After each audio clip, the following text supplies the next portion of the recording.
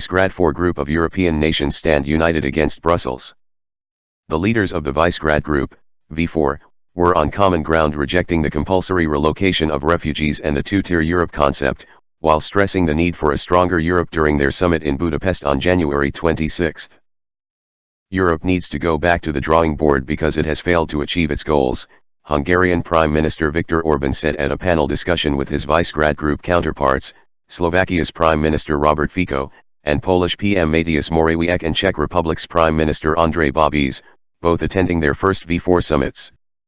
Orbán stressed the need for a clause for the creation of a labor-based society and said Europe must return to the top in terms of technological development. The Hungarian PM, who has been in a constant spat with Brussels over its policies on migration, has been a key advocate of closer integration between V4 countries.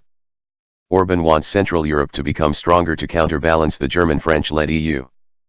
He has repeatedly referred to V4 countries as the fastest-growing region within the EU and as the engine of future growth for Europe.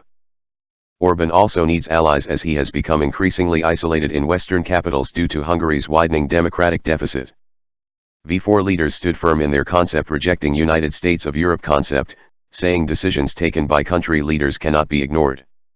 EU institutions should treat all member states equally and act strictly within the remits of their respective competencies.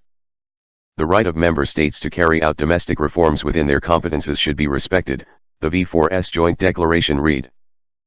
The view of a strong Europe based on the cooperation of integrated sovereign states was echoed by Mateusz Morawiecki, who also called for the creation of Europe's own defense force to be used against terrorism, the migration crisis and eastern aggression, referring to Russia.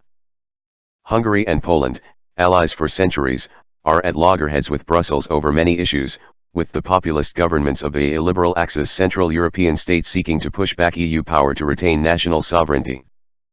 Hungary's has received sharp warnings for its controversial NGO law and attacks on civil society, while Poland has come under scrutiny since the right-wing Law and Justice (PiS) party won the election in late 2015 and swiftly acted to tighten control over publicly owned media, as well as the judiciary.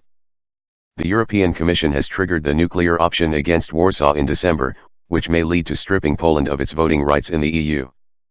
Budapest has already made it clear that it would veto such decisions, and the Polish government has done the same after the European Parliament adopted a resolution to trigger Article 7 against Hungary in May after the government approved controversial legislation on asylum seekers and NGOs and the Central European University. Migration remains a divisive issue.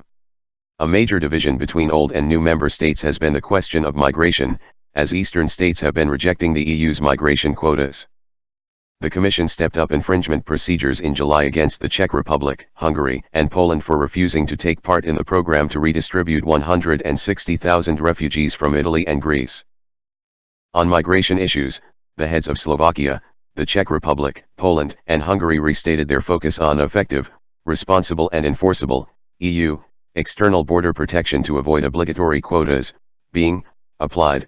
There was a consensus that key goal was not to relocate but to prevent the pressure of immigration in Europe. The Hungarian PM called UN Secretary-General Antonio Guterres' proposals about a global agreement on migration dangerous. "We insist on our tolerant, Christian way of life and refuse to give up the feeling of being at home," he added. The Visegrad countries rejected any plans for slashing development funds to countries that have differing views within the EU, especially on migration. The issue of punishing Poland and Hungary has resurfaced from time to time, seen as a way of putting pressure on two renegade countries to respect democratic values. At the summit, Orbán also pushed for the EU enlargement to the Western Balkan region. The integration of Montenegro and Serbia would strengthen Central Europe and would stabilize the Balkan region, he said. "If you love your news from one sexy ass robot, then like and sub, then hit up my big fat bell."